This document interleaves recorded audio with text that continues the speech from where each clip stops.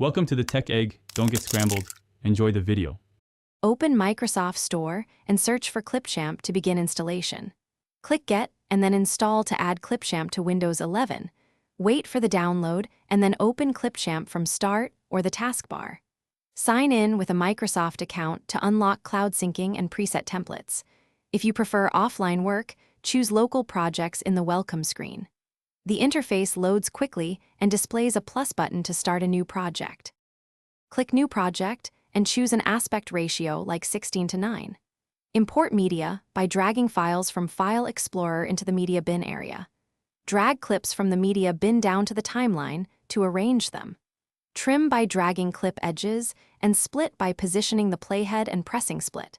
Add transitions between clips from the Transitions tab and adjust audio levels per clip using the volume slider. Use text templates to add titles and lower thirds quickly. When your edit is complete, click Export in the upper right corner to begin rendering. Choose a resolution such as 1080p and select High Quality to preserve detail. Use export presets for 720p or mobile optimized settings when file size matters. Choose Save as to export to a local folder or select Upload to send video directly to YouTube or OneDrive. Monitor export progress and do not close Clipchamp while rendering is active.